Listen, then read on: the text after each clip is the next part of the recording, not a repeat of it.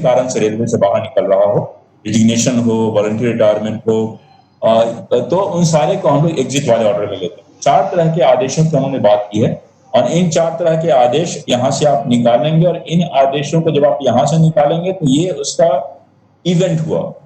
इस इवेंट के बाद डाटा अपडेट कब होगा तो उसके लिए मैं ट्रिगर्स लगा रखा हूँ। ट्रिगर्स हैं उसका ज्वाइनिंग डेट डालना, यदि नया आदमी आया है आपके यहाँ तो उसका ज्वाइनिंग डेट आप जैसे ही डालेंगे वैसे ही वो डाटा ट्रांसफर हो जाता है आपकी जगह पर। और सिमिलरली यदि उसको कहीं बाहर जाना है तो उसका रिलीविंग डेट हमको चाहिए होगा जैसे आप रिलीविंग डेट डालते हैं वो ट्रिगर होता है डाटा ट्रांसफर होने पर। तो एक तो प्रक्रिया हो गई हमारी जो ट्रांसफर है, अपॉइंटमेंट है, प्रमोशन है या एग्जिट है, और एक उसका ट्रिगर हो गया जब डाटा हमारा एक्चुअली शिफ्ट होगा। तो ट्रिगर जो होगा वो हमेशा हमारा एग्जिट के समय रिलीविंग होगा और आने के समय सिस्टम में उसका ज्वाइनिंग डेट होगा। ये दोनों ट्रिगर्स हैं, इन दोनों को मिला के डाटा हमारा बनता है और डाटा अपडेट होता है। इसका आदेश हमने इस तरह से बनाया है कि आदेश का जो बीच में पोर्शन होता है वो डाटाबेस होता है और ऊपर नीचे आप उसको भरते हैं, बीच का पोर्शन डाटाबेस होता है, उसको हम इंक्लूड करते हैं किसी भी आदेश में और उससे हमारा डाटा अपडेट होता है। तो ऑब्जेक्टिव जो हमारे मॉड्यूल का है, यदि हम अपने ऑब्जेक्टिव की बात करें, सीपी प्रमोशन वो आपको वहां से नहीं मिलेगा, उसके अलावा सब Objective of module definitely is issue order for these 4 which is there on left hand side: appointment, promotion, transfer and exit, and then to get our data updated in employee master ESR. So to begin with, if we issue an order for promotion transfer, हम लोग promotion transfer या नौकरी से उसके हटने का आदेश जब निर्गत करते हैं तो इस आदेश का आपने ये आपका इवेंट हुआ जो आपने आदेश निकाला और जब वो रिलीव होता है लिंकेज रिपोर्ट देता है तब ये ट्रिगर हुआ। जब ये ट्रिगर ऑपरेट होता है तब उसका डाटा हम अपडेट करते हैं अपने ई सर्विस रिकॉर्ड में और एम्प्लॉय मास्टर। सिमिलरली जब लिंकेज होकर वो दूसरी जगह जाता है, यदि एग्जिट सेपरेशन है तब वो निकल ही गया, यदि वो नहीं है और फर्स्ट अपॉइंटमेंट है, दोनों केस में उसके नई जगह का ज्वाइनिंग आएगा। जब ये ज्वाइनिंग हो जाता है तब जो ट्रिगर होता है वो हमारे एम्प्लॉय मास्टर को नए जगह अपडेट करता है। यहाँ पे हम एम्प्लॉय मास्टर का transfer A to B shift करते हैं। ठीक है, ये क्लैरिटी होनी चाहिए। 2 चीजें हो गई, एक हमारा इवेंट है जो हम बाईं तरफ चारों इवेंट ले रहे हैं और बीच में 2 हमारे ट्रिगर हैं जिसके कारण हमारा ESR और एम्प्लॉय मास्टर अपडेट होता है सिस्टम। आगे बढ़े, ऑफिस ऑर्डर हम क्रिएट कैसे करते हैं। तो आप जब जो हमारा डीलिंग क्लर्क होता है वो सिस्टम में जाएगा HRMS में अपने पासवर्ड ID से, वहां जाके वो ऑफिस ऑर्डर नया क्रिएट करने वाले टैब पे जाएगा या वो एक एग्जिस्टिंग ऑफिस ऑर्डर को लेके जो उसने ड्राफ्ट में बोर्ड में पहले रखा उसको वो ठीक करेगा। उसमें ऑफिस ऑर्डर नंबर डालता है, डेट डालता है, टाइप ऑफ ऑर्डर डालता है और एक नए बंदे की हम ये बात करते हैं तो उसमें रिक्रूटमेंट में कितने आदमी का होना है, अपॉइंटमेंट वो डालता है। यदि और डालना है तो वापस जाके फिर इसी प्रक्रिया को दोहराता है जब तक सफिशिएंट जितने लोगों का नाम उसको डालना है पहले आदेश में उतने लोगों का नाम ना डाले। यदि नहीं डालना है तो ये प्रक्रिया फिर आगे बढ़ती है। एक टेम्पलेट ऑफिस ऑर्डर का उठाता है, उसको मॉडिफाई करता है अपने हिसाब से, प्री और पोस्ट टेक्स्ट डालता है और सबमिट करता है। सबमिट करने पर ये OTP के थ्रू वेरीफाइंग ऑफिसर के यहाँ आगे चला जाता है ऑफिस ऑर्डर बन।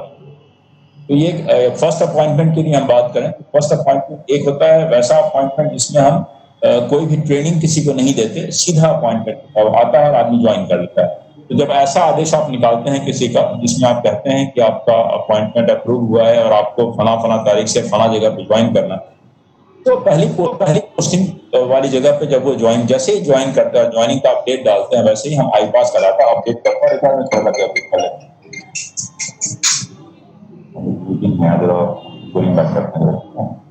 हैं तो वो आईपास का डाटा अपडेट कर लेता है। ठीक, सिमिलरली जब डायरेक्ट रिक्रूटमेंट, अब इसके जो विभिन्न चरण हैं वो कुछ इस तरह के हैं कि पहले वो डीलिंग क्लर्क जो है वो अपना आदेश बनाता है, फिर वो वेरीफाइंग क्या भेजते हैं, फिर एक्सेप्ट करता है और डिजिटली साइन करता है। जब वो साइन कर लेता है तो ये आदेश निर्गत हो जाता है। अब उसका सेकंड पार्ट है ज्वाइनिंग का। जब वो ज्वाइनिंग कर लेता है, ज्वाइनिंग रिपोर्ट आपके पास आ जाता है तो आप ज्वाइनिंग डेट जो है वो डीलिंग क्लर्क इंटर कर लेता है और ये जब की लेवल पे निकल जाता है तो आपका डाटा एम्प्लॉय मास्टर ESR का अपडेट हो जाता है। वहां पे उसके इनिशियल रिकॉर्ड सारे डाल दिए जाते हैं और वो डाटा फिर हम उसके इनिशियल रिकॉर्ड सारे डाल दिए जाते हैं और वो डाटा फिर हम आईपास को ट्रांसफर कर देते हैं सैलरी के प्रोसेस पे। तो ये प्रोसीड्योर है in terms of dealing clerk verifying official A जब कोई बंदा हमारे यहाँ डायरेक्ट ज्वाइन करता है पहली पोस्टिंग में जिसका कोई ट्रेनिंग इन्वॉल्व नहीं। और दूसरा आता है वैसे केसेस का जहां पे ट्रेनिंग इन्वॉल्व है, जहां पे ट्रेनिंग इन्वॉल्व होता है वहां पे एक तो इनिशियल ऑफिसर हम निकालते हैं उस बंदे का पहले training as a training join करने के लिए। जब आदेश आप निकालते हैं तो वो आदेश निकलने के बाद जब ज्वाइनिंग रिपोर्ट आप देते हैं तो उसका आई पास में डाटा अपडेट हो जाता है। फिर सेकंड आता है ट्रेनिंग के बाद के उसका रेगुलर ऑर्डर होने का। यदि कोई जेई है उसने 6 महीने की ट्रेनिंग करी है, 6 महीने के बाद आप रेगुलर पोस्टिंग का उसका ऑर्डर निकाल रहे हैं तो वो सेकंड ऑर्डर हुआ। वो जब आदेश आप निकालते हैं तो उसका ज्वाइनिंग एज रेगुलर एम्प्लॉय का जब आप डेट डालते हैं फिर वो डाटा हम पुश करते हैं आई पास को। अब आता है डीलिंग क्लर्क के हिसाब से इसको कैसे हम दिखाएंगे। तो पहला स्टेज होता है जब ट्रेनिंग के लिए आप उसका आदेश निकालते हैं, यही डीलिंग क्लर्क आदेश बनाता है, वीए के यहाँ जाता है और ए उसको इश्यू करता है। जब उसके ज्वाइनिंग का डेट हमारे पास आ जाता है तो वो भी 3 स्टेज से गुजरता है और जैसे ही ज्वाइनिंग का डेट आप उसको डाल देते हैं ट्रेनिंग में, डाटा हमारा अपडेट होता है, उस डाटा को हम आई पास में पुश कर देते हैं। इसके बाद बारी आती है रेगुलर ज्वाइनिंग पोस्ट पे उसको जाने की। सेम 3 स्टेज प्रोसीड्योर है। आप जब ट्रेनिंग खत्म करके वो आता है तो उसका ऑर्डर ऑफ अपॉइंटमेंट आप निकालते हैं, फिर वो 3 स्टेज से जाएगा। फिर जब वो फर्स्ट अपॉइंटमेंट में ज्वाइन कर लेगा, ज्वाइनिंग डेट जब हमको मिल जाएगा तो डाटा हम अपडेट करेंगे। अब सब्स्टिट्यूट की हम बात करते हैं। सब्स्टिट्यूट में भी हमारा 3 अलग अलग स्टेज है। पहला स्टेज जब सब्स्टिट्यूट पे इनिशियल एंगेजमेंट की आप बात करते हैं, उसका ऑफिसर निकालते हैं। जब वो ज्वाइन कर लेता है सब्स्टिट्यूट तो डाटा आई पास में अपडेट करते हैं। सेकंड होता है जब उसका टीएस का ऑर्डर आप निकालते हैं, टीएस की ज्वाइनिंग ले लेते हैं तो उसको फिर आई पास में अपडेट करते हैं। थर्ड होता है जब उसका रेगुलर ऑब्जर्वेशन का आप आदेश निकालते हैं, जब उसकी ज्वाइनिंग आ जाती है तो उसको आई पास में आप अपडेट कर लेते हैं। यदि हम इसको इन टर्म्स ऑफ डीसी वीए देखना चाहें, सबसे पहले एंगेजमेंट का आदेश डीसी अपना फ्रेम करता है, वीए को भेजता है और एक्सेप्टिंग अथॉरिटी उसको एक्सेप्ट कर डिजिटल साइन के थ्रू उसका आदेश निकाल देता है। उसके बाद ज्वाइनिंग का रिपोर्ट डीसी डेट डाल देता है तो वीए उसको वेरीफाई करता है, एक्सेप्ट करता है। जब एक्सेप्टेंस हो जाती है तो हम data employee master ESR HRMS का अपडेट करके इसको पुश करते हैं आई पास में, आई पास का डाटा अपडेट हो जाता है। Same is for TS also, exactly similar procedure. दोनों ही 3 स्टेज है, ज्वाइनिंग है और ज्वाइनिंग के बाद डाटा का ऑपरेशन है। सेम एब्जॉर्प्शन का भी है, 3 स्टेज प्रोसीड्यूर है। फिर से आप आदेश निकालते हैं, वही 3 स्टेज से होकर गुजरता है और उसको फिर आप डाटा अपडेट कर देते हैं। अब आती है बारी ट्रांसफर पोस्टिंग, जो प्रमोशन पे हो सकती है, बिना प्रमोशन के ट्रांसफर किसी भी कारण से हो। जिस भी कारण से हमारा ट्रांसफर होता है तो आप पहले क्या करते हैं, उस आदेश ट्रांसफर का निकालते हैं। आदेश निकालते हैं तो वो 3 स्टेज है, dealing clerk, verifying authority, accepting authority. ये जितने का ऑर्डर आपको निकालना है उतने का आदेश आप निकालते हैं और तब पहली जगह से वो रिलीव होता है। तो रिलीव जब हो जाता है, डीलिंग क्लर्क उसकी एंट्री कर लेता है रिलीव डाटा की, तो अपना उस जगह का ईएसआर आपका अपडेट हो जाता है। और जब वो नई जगह ज्वाइन कर लेता है, सेकंड स्टेज वहां जब जाता है तो वहां जो ज्वाइनिंग का आप उसका आदेश निकालते हैं। जब आदेश आप निकाल लेते हैं और जब वो ज्वाइनिंग का डेट उसका आप डाल देते हैं तो डाटा हमारा ट्रांसफर हो जाता है एचआरएमएस का वहां पे, और साथ में डाटा आप आई पास में भी भेज देते हैं।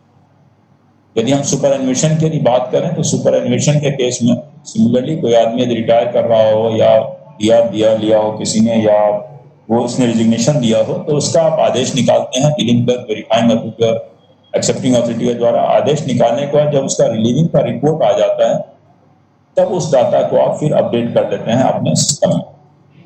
सो अब ऑफिसर्स के लिए हमने स्पेशली 2 अलग आदेश का प्रोविजन रखा है जो आपके पास रहेगा। जब कोई भी ऑफिसर सीएल और आरएच के अलावा कोई भी छुट्टी लेता है तो उसका डाटा उसके एसआर में अपडेट होना है। फॉर दैट अभी जो हमारा लीव सैंक्शनिंग है वो सिस्टम में नहीं है। वैसे केस में ऑफिसर्स के डाटा अपडेशन के लिए account directorate has a very different view. They wanted कि एक ऑफिस ऑर्डर उसका अलग से निकले, so we have prepared an office order for officers specially उनके लीव के लिए, नॉट फॉर एम्प्लॉयज लीव। तो आप